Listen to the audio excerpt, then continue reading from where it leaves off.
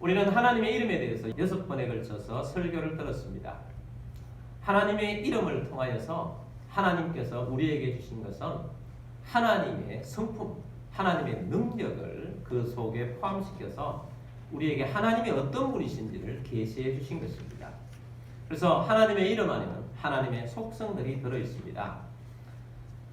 하나님의 이름, 어떤 이름들이었습니까? 엘샤다이, 하나님은 전능하십니다. 엘로이, 하나님은 살피시는 하나님이십니다. 엘yon, 하나님은 지극히 높으신 하나님이십니다. 유일하신 하나님이십니다. 엘올람, 하나님은 영원하십니다. 엘카도시, 하나님은 거룩하십니다. 엘차디커, 하나님은 의로우십니다. 하나님 이름마다 하나님의 속성들이 다 들어 있었습니다. 예수님도 마찬가지입니다. 예수님 이름 자체도 예수님은 구원이라는 이름으로 우리에게 오셨습니다. 뿐만 아니라 예수님의 여러 이름들이 있습니다. 그 이름 안에는 예수님의 능력과 예수님의 성품들이 들어 있습니다. 이사야 선지자는 한 절 안에 예수님의 이름을 5가지나 우리에게 전해주고 있습니다. 그 이름 하나하나에 예수님이 어떤 분이신지를 우리에게 보여주고 있습니다. 이사야 9장 6절 말씀 보겠습니다. 이는 한 아기가 우리에게 낳고 한 아들을 우리에게 주신 바 되었는데 그의 어깨에는 정사를 베었고 그의 이름은 기묘자라 모사라 전능하신 하나님이라 영존하시는 아버지라 평강의 왕이라 할 것입니다. 아멘. 이사야 선지자가 예언하기를 이는 한 아기가 우리에게 낳고 한 아들을 우리에게 주신 바 되었는데 예수님이 이 땅에 아들로 오셨습니다. 아기로 오셨습니다. 말씀이 육신이 되어 우리 가운데 오시네 성육신하신 것입니다. 하나님의 아들이 이 땅에 신이신 하나님이 인간으로 오신 것입니다. 아기로 오셨는데 그의 어깨에는 무엇을 메었고 정사를 메었고 보통 어깨에는 무엇을 답니까? 훈장을 달든지 계급장을 답니다. 어깨라는 것은 그 사람의 권위를 상징하는 것입니다. 예수님의 어깨에는 무엇을 메었고 정사를 메었다. 이 정사라는 것은 통치한다는 것입니다. 예수님이 오신 목적을 말해주는 것입니다. 예수님이 이 땅에 왜 오셨는가? 하나님의 나라를 세워서 하나님의 나라를 통치하시러 오신 것입니다. 예수님께서는 오늘날도 하늘과 땅의 모든 권세를 가지시고 이 땅을 다스리고 계십니다. 오늘도 우리의 마음을 다스리고 계십니다. 온 세상을 다스리고 계십니다. 예수님은 온 세상의 통치자로 오신 것입니다. 그러면서 그의 이름은 기묘자라 모사라 전능하신 하나님이라 영존하시는 아버지라 평강의 왕이라 할 것입니다. 5가지 예수님의 별칭, 예수님의 이름을 우리에게 전해주고 있습니다. 첫 번째 이름은 기묘자입니다. 기묘자 하면 이게 무슨 뜻인지 잘 이해가 되지 않습니다. 영어로는 원더인데 원더풀 하면 좀 이해가 쉬울 것 같습니다. 예수를 만난 사람들은 다 예수님을 보고 놀랍다, 기이하다, 감탄하는 것입니다. 원더풀하다는 거죠. 저는 모태신앙인입니다. 어릴 때부터 교회를 다녔습니다. 그러나 예수님을 구체적으로 영접한 때는 청년 때입니다. 예수님을 확실히 믿고 예수님을 영접하고 나니까 가장 먼저 제게 찾아온 변화는 그 전에 보았던 말씀과 다르게 보이더라는 것입니다. 말씀을 볼 때마다 말씀이 기이해요. 원더풀했어요. 말씀이 놀라웠어요.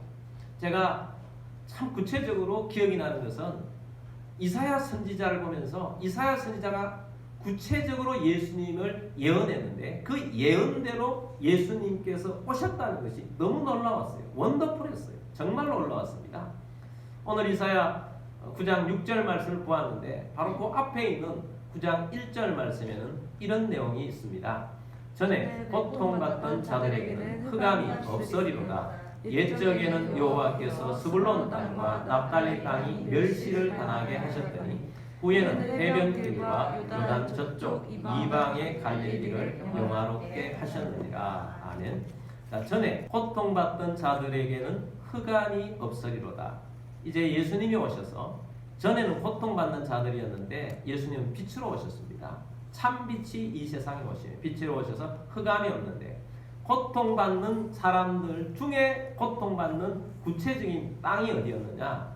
옛적에는 여호와께서 무슨 땅? 스불론 땅과 또 납달리 땅이 멸시를 당하게 하셨더니 스불론과 납달리는 이스라엘 백성들의 12지파 중에 2지파를 딱 지목해서 말씀하셨습니다. 자, 이 2지파에 위치한 자리가 어디냐? 지도를 보면 중간에 좀 연한 파란색이 갈릴리입니다. 자, 납달리가 있죠. 스불론이 있습니다. 이 갈릴리를 중심해서 납달리와 스불론입니다. 바로 이 납달리와 스불론 땅이 다른 어떤 곳보다도 흑암이 가득했다. 고통받는 땅이었다라는 거죠. 이스라엘 나라가 가나안 땅이 이렇게 길쭉하게 있을 때 이 북쪽 갈릴리 지역은 이 위에 아수르라든지 바벨론이라든지 다른 나라의 침략을 많이 받았습니다. 그렇기 때문에 이 땅이 다른 땅보다도 훨씬 더 고통받는 땅이었고 또 혼혈족들이 많이 생겼기 때문에 이 남쪽에 있는 유다에 중심했던 본류들이 이 땅을 많이 멸시를 했습니다. 근데 예수님께서 쭉 활동하셨던 땅이 어디냐? 바로 이 갈릴리 중심에서 이 납달리와 스불론과 이 오른쪽 편 이 땅들을 중심해서 예수님께서 주 사역을 하셨던 것입니다. 자, 예수님의 오심은 이 땅을 말씀하셨는데 이사야 선지자는 예수님 오시기 전 700년 전에 하나님의 말씀을 따라서 예언을 했는데 그 예언된 대로 예수님께서 이 갈릴리 지역을 중심해서 활동을 하신 것을 말씀을 하고 있습니다. 다시 9장 1절 말씀을 보겠습니다. 후에는 해변길과 요단 저쪽 이방의 갈릴리를 영화롭게 하셨느니라. 그래서 후에는 예수님이 오신 후에는 해변길과 요단 저쪽 이방의 갈릴리를 중심해서 이쪽 납달리 스불론 또 갈릴리 저쪽 이방 땅이 있는 이때는 므낫세 지파가 있었지만 이방인들이 찾아오는 이 땅, 그래서 예수님의 주 사역지는 이 갈릴리를 중심해서 이 땅들에서 활동을 하시면서 이 땅을 영화롭게 하셨느니라 라고 예언해 주셨어요. 자, 이 말씀을 봐도 원더풀하지 않아요? 놀랍지 않습니까? 여러분, 우리가 예수를 믿고 믿음의 눈으로 성경을 보게 되면 성경 자체가 원더풀해요. 놀라워요. 기이해요. 감탄할 수밖에 없어요. 예수님 당시에 지도가 있습니다. 이 갈릴리 바다를 중심해서 어떤 지역이 보이냐면 나사렛이 있어요. 예수님께서 여기에서 사셨습니다. 그리고 예수님의 주 사역지가 되는 게네사렛 호수, 디베라 호수가 있죠. 또 여기 가브나움이라는 곳이 있습니다. 주로 제자들이 이곳에서 훈련을 받았습니다. 베세다에서 예수님께서 오병이의 기적을 행하셨습니다. 그리고 이 거라사 이 땅에서 군대 귀신을 내쫓으셨습니다. 그리고 예수님께서는 이 갈릴리 바다, 이 호수는 제가 가보니까 이렇게 보니까 적은 호수같이 보이지만 정말 바다라고 할 만큼 대단했어요. 그리고 이 물결이 풍랑이 이면 정말 놀라운 풍랑이었어요. 그래서 예수님께서 이 바다에서 바다를 잔잔하게 하시고 또 풍랑 가운데 예수님께 물 위를 걸어오신 것이 이곳이었습니다. 자, 이렇게 되었을 때 예수님을 만난 제자들은 예수님을 보면서 예수님의 말씀을 들으면서 또 수많은 사람들이 예수님 말씀을 들으면서 예수님은 기묘자다, 원더풀하다는 것입니다. 예수님을 만나면 우리 마음속에 예수님은 최고다, 이것부터 떠오른다는 겁니다. 원더풀한, 기묘자다는 것입니다. 예수님이 사역하시고 귀신을 내쫓으시고 예수님 무리를 걸어오시고 예수님이 죽은 자를 살리시고 오병이의 기적을 일으키시면서 그 놀라운 것을 먹으면서 그들의 반응은 예수님은 기묘자다, 원더풀하다는 것입니다. 그래서 예수님의 이름은 기묘자인 거예요. 예수님을 만난 사람들은 오늘날도 마찬가지입니다. 예수님을 만나기만 하면, 제대로 만나기만 하면 예수님 때문에 놀랍니다. 그저 놀랄 수밖에 없어요. 말씀을 보고 놀라고 우리의 삶 가운데 함께 하셨던 우리 예수님을 보고 놀라는 것입니다. 그래서 우리가 예수님의 첫 번째 이름은 기묘자다 라는 이름으로 우리에게 주셨습니다. 두 번째는 모사입니다. 모사도 잘 모르겠죠? 영어로는 카운셀러입니다. 9장 6절 말씀 본문을 다시 보면 그의 이름은 기묘자라, 그 다음 두 번째가 모사라입니다. 예수님은 모사입니다. 신약시대에 이 모사라는 단어와 가장 유사한 단어는 예수님이 말씀하셨던 보혜사입니다. 예수님께서 제자들에게 이렇게 말씀하셨어요. 내가 떠나야 한다. 내가 십자가를 지어야 한다. 그렇게 말씀하니까 제자들이 굉장히 당황합니다. 예수님 그리마옵소서. 그랬을 때 예수님께서 내가 가면 또 다른 보혜사를 너희에게 보내줄 것이다. 그래서 이 보혜사가 카운셀러예요. 보혜사가 우리 개인적으로 우리의 삶을 잘 카운셀해서 우리의 삶을 잘 인도하시고 이끌어주시는 분이세요. 오늘 성령님이 믿는 우리들에게 우리 가운데 와 계십니다. 어떤 모습으로 와 계신가? 우리를 카운셀을 해주세요. 그래서 우리를 정말 방황하는 우리들을 정말 바른 길을 갈 수 있도록 가장 잘 인도해 주시는 분이 성령님이신데 인간으로서 오신 보혜사는 예수님이십니다. 예수님은 하나님의 뜻을 가장 완벽하게 잘 알고 계시는 유일하신 인간이에요. 그리고 우리 인간을 보았을 때 우리 자신들을 나 자신보다도 훨씬 더 상세하게 꿰뚫어 보시는 분이 우리 예수님이십니다. 그래서 예수님을 만나면 예수님이 가장 정확한 모사가 되셔서 카운셀러가 되셔서 보혜사가 되셔서 우리의 인생을 완전히 뒤바꿔 놔버려요. 예수님을 만난 사람들은 다 그렇게 되었습니다. 요한복음 1장에 보면 안드레나 베드로나 예수님의 다른 제자들이 예수님을 만납니다. 예수님을 기묘자로 보고 예수님 안에서 변화가 됩니다. 근데 1장에 나오는 인물 중에 나다나엘이라는 인물이 있습니다. 나다나엘은 참 선한 심령을 가지고 있어요. 그리고 그 당시의 상황을 보고 그 나라를 자기 나라를 보고 또 자기 나라의 백성들을 보면서 마음이 굉장히 상해 있었습니다.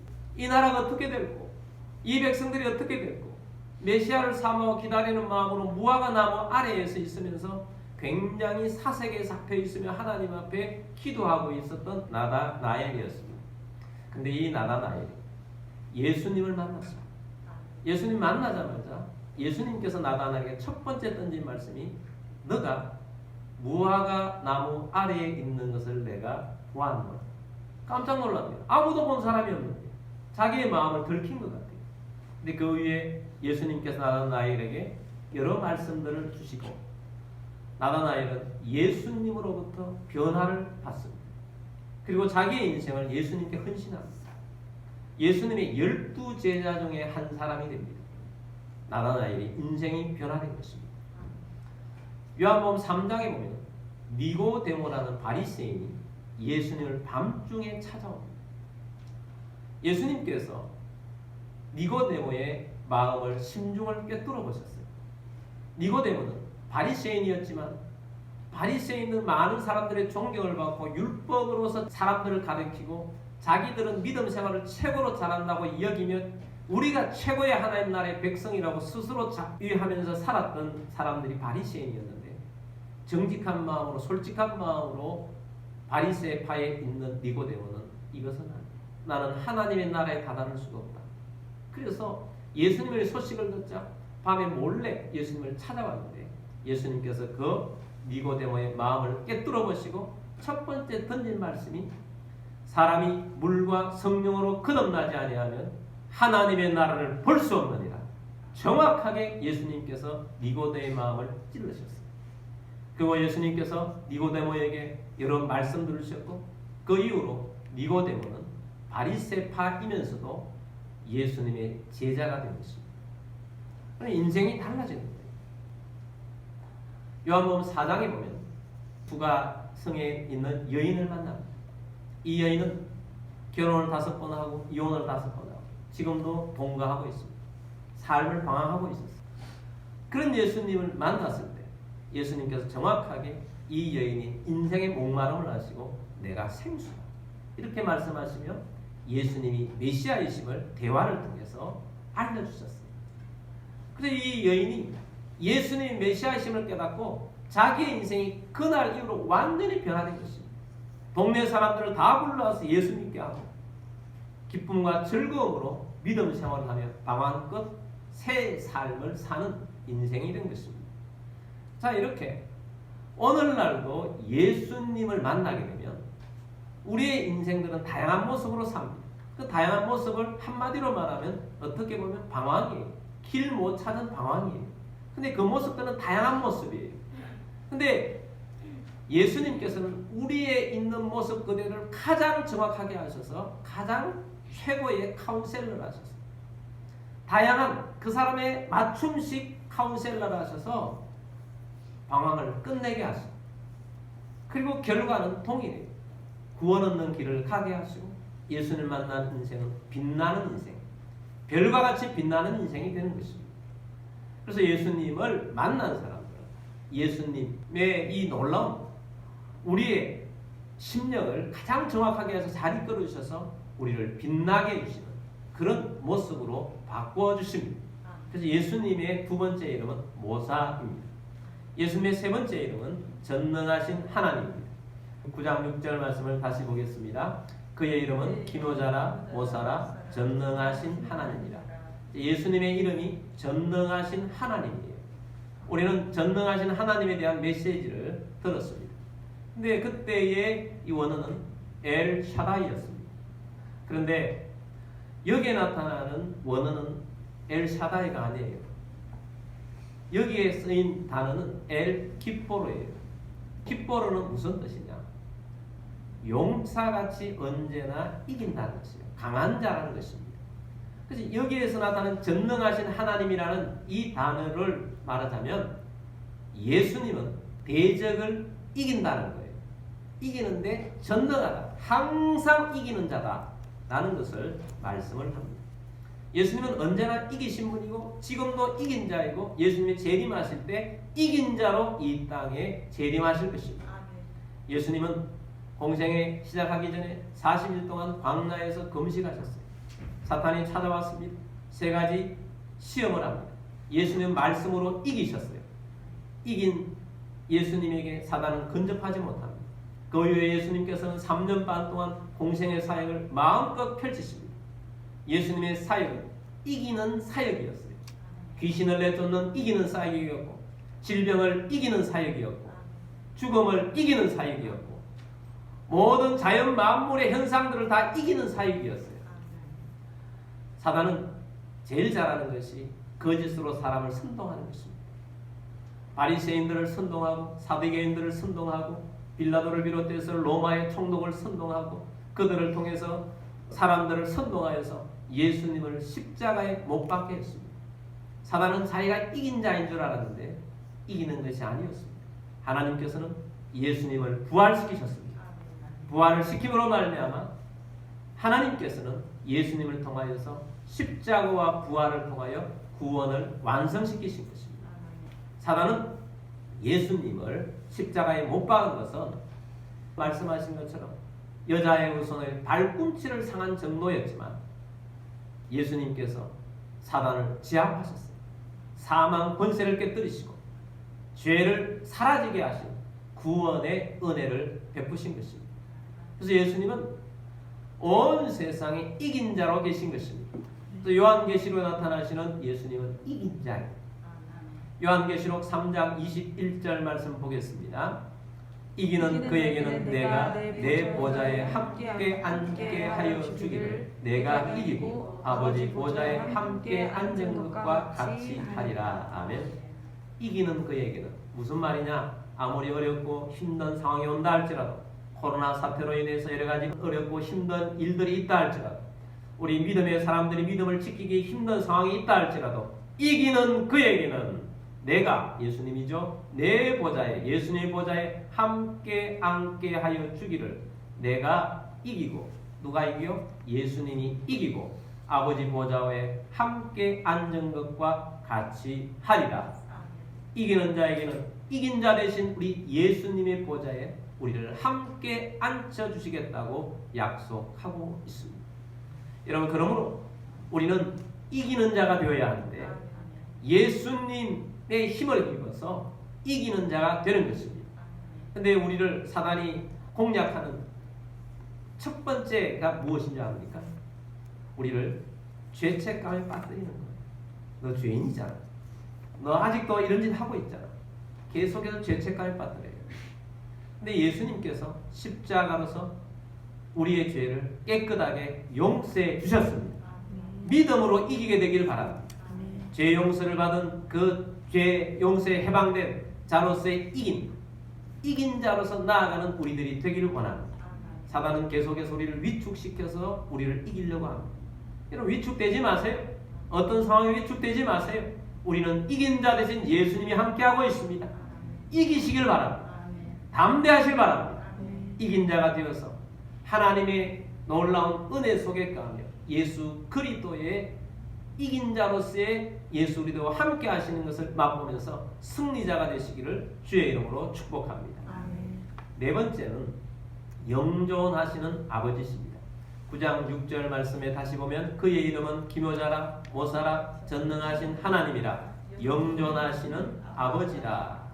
자, 영존하시는 아버지라. 자, 예수님을 아버지라고 부른 것에서 많은 사람들이 당황을 합니다. 그래서 이렇게 해석하려고 합니다. 예수님은 삼위일체 하나님입니다. 아들 하나님도 성부 아버지 한 몸이니까 예수님도 아버지다 이렇게 해석하려고 합니다. 잘못된 해석입니다. 하나님 아버지가 계시고 성자 예수님이 계시고 성령 하나님이 계십니다. 유대인들이 아버지를 부를 때 우리도 아버지라고 부를 때 아버지를 쓰지만 또 유대인들은 더 다른 용도로 쓸 때는 후원자가 되어줄 때 아버지로 아버지의 개념을 넓혀서 사용하는 것이 있습니다. 오늘날도 보면 우리 사회에도 대부라는 제도가 있잖아요. 대부. 대신 아버지가 되어주는 대부. 후원자가 되어주는 거죠. 그런 의미에서 예수님은 영존하신 아버지다. 뭐냐? 여러분 부모가 된다는 것은 희생한다는 거예요. 자신의 모든 것을 내어주고 자녀가 잘 되기를 위해서 희생하는 것입니다. 수고하고 노력하는 거예요. 수고하고 노력하며 희생하며 살다 보면 자녀가 어느 정도 다 크다 보면 자신이 힘이 다 빠져 있어요. 희생하는 것입니다. 바로 그 부분을 말하는 거예요. 예수님께서 우리의 아버지가 되신다는 것은 예수님이 자신이 희생하셨어요. 얼만큼 희생하셨습니까? 자신의 몸을 다 내어주셨어요. 예수님이 십자가를 지셨어요. 예수님이 살을 찢기시고 피를 흘리시면서 우리에게 주시기를 너희는 내 살과 내 피를 먹고 살라고 말씀하십니다. 내 모든 것을 줄 테니 이것을 가지고 살라고 말씀하세요. 예수님은 자신이 희생하시면서 우리를 구원의 자리에 올려주셨어요. 그 예수님은 영존하세요. 잠시 우리가 구원받았다가 안 받는 것이 아니고 이 땅에서도 예수님은 계속해서 너희는 내 살과 피를 먹고 마시라. 나를 통해서 힘을 얻고 살아가라고 예수님께서 우리에게 모든 것을 다 주셨어요. 그리고 영원까지 이릅니다. 예수님은 영존하십니다. 천국에서도 예수님의 보호 아래 있게 될 것입니다. 천국에서도 우리에게 예수님께서 주실 것들을 다 주시는 분이세요. 그래서 예수님의 이름은 영존하시는 아버지라 하는 이름을 가지고 계신 것입니다. 마지막 다섯 번째는 평강의 왕입니다. 9장 6절 말씀을 다시 보겠습니다. 그의 이름은 기묘자라 모사라 전능하신 하나님이라 영존하시는 아버지라 평강의 왕이라 할 것입니다. 예수님은 평화의 왕으로 오셨습니다. 목자들이 들에서 양을 칠 때 천사들이 그리스도의 나심을 메시아의 나심을 알려주러 왔습니다. 그래서 찬양을 해요. 지극히 높은 곳에서는 하나님께 영광이요 땅에서는 기뻐하심을 입은 사람들 중에 뭐로다? 평화. 하늘에는 영광, 땅에는 평화. 예수님이 오시면 우리에게 평화를 주시는 겁니다. 평강을 주시는 거예요. 예수님 평화의 왕으로 오셨습니다. 온 세상이 평화롭지 못합니다. 사단이 그렇게 만들어 놓았습니다. 근데 예수님께서 오셔서 우리에게 평강을 주시기를 원하십니다. 근데 예수님이 이 땅에 오셔서 평화를 주시는데 먼저 접근을 정치적인 왕이 되셔서 정치적으로 평화의 나라를 만들고 휴전할 때는 휴전을 만들고 어떻게 모든 것들을 정복하는 나라 정복을 없애고 그렇게 하시면서 평화를 구현하러 오신 것이 아닙니다. 예수님은 오셔서 그런 시대에 사셨지만 그런 분야에 한 번도 예수님께서 타락한 적이 없습니다. 대신에 예수님께서 개인적으로 예수님이 하시는 방법은 개인에게 먼저 평화를 주십니다. 예수님이 부활하신 다음에 아주 겁에 질려 있는 제자들에게 나타나셔서 제일 첫 번째 던진 말씀이 무엇입니까? 너희에게 평강이 있을지어다. 한 번에도 평강이 없으면 또다시 너희에게 평강이 있을지어다. 예수님이 먼저 우리들에게 평화를 선포하세요. 그리고 예수님께서 이렇게 말씀하십니다. 아버지께서 나를 보내신 것 같이 나도 너희를 보내노라. 평강을 받았느냐? 평화의 마음을 가지고 세상에 나아가라는 것입니다. 너희들이 있는 이 평화를 가지고 세상에 나아가서 평화를 만들라는 것입니다. 여러분, 우리가 가장 평화를 원하는 곳이 있다면 아마 가정일 것입니다. 근데 많은 가정의 평화가 깨어져서 있을 때에 많은 경우에 나는 좀 괜찮은데 저 사람이 왜 저러냐? 저 사람 때문에 내게 평화가 없어. 그런 생각들을 가지고. 근데 예수님 방법은 그것이 아닙니다. 네가 먼저 나를 영접했으면 네 마음속에 먼저 평화를 가지라는 거예요. 평화의 왕이 우리 가운데 와 계십니다. 그래서 예수님이 계시면 내 마음에 평화가 있고 이 평화가 가정에 넘치도록 하라는 것입니다. 여러분, 나라가 힘들고 어렵습니다. 평화가 없고 여러 가지 어려움들과 갈등과 어려움들이 있습니다. 여러분이 가는 곳곳마다 여러분이 일하는 곳에 평화가 없을 수 있습니다. 근데 예수 믿는 사람들은 평화가 자리 잡아야 합니다. 내 마음속에 예수님이 평화의 왕으로 계시기 때문에. 그래서 예수님이 있는 사람은 예수님이 있는 사람 때문에 주변이 평화가 이루어지는 것입니다. 주님께서 우리를 세상에 더 사용하시기 위해서, 세상을 바꾸기 위해서는 더 나은 자리로 우리를 이동시키십니다. 그 자리에서 우리를 통해서 이루어지기를 원하는 것은 예수님의 평화가 세상 가운데 영향을 끼쳐서 평화의 세상이 만들도록 나아가도록 하는 것입니다. 그래서 예수님은 평화의 왕으로 이 땅에 오셨습니다. 그래서 예수님의 5 이름을 우리가 보았습니다. 여러분, 예수님은 예수라는 이름으로 우리에게 구원자로 오셨습니다. 구원자이실 뿐만 아니라 우리는 오늘 5 이름을 보았습니다. 예수님은 기묘자이십니다. 예수님을 볼 때마다 우리는 놀라게 될 것입니다. 예수님을 우리는 만났습니다. 예수님이 우리에게 함께 하시는 것을 볼 때마다 우리는 원더풀, 예수님에게 감탄을 들 수밖에 없고, 그래서 예수님께 예배하고 경배하게 될 것입니다. 예수님은 못 사십니다. 예수님을 만나지 못한 분이 있습니까? 예수님을 제대로 만나십시오. 여러분의 인생을 별과 같이 빛나도록 예수님께서 인도해 주실 것입니다. 예수님은 전능하신 하나님이십니다. 예수님은 이긴 자 되십니다. 우리의 삶을 승리로 이끌어 주시기를 원하십니다. 하나님께서 우리를 이긴 자로 만들어 주시도록 이긴 자 되신 예수님이 우리 가운데 와 계십니다. 예수님은 영존하신 아버지십니다. 예수님은 우리의 구원자십니다.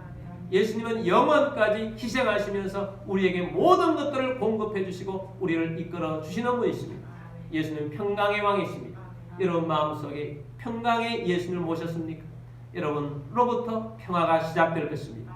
여러분으로부터 이 평화가 여러분의 가정과 여러분의 이웃과 여러분의 활동하는 모든 세상과 여러분들이 하나님께서 이동시키셔서 어떤 곳곳마다 더 영향을 끼치는 곳마다 여러분이 있는 곳에 여러분이 말하는 곳마다 여러분이 행동하는 곳마다 여러분을 통해서 예수님의 평화가 펼쳐져서 정복하고 다스리는 자로 만들어 주실 것입니다.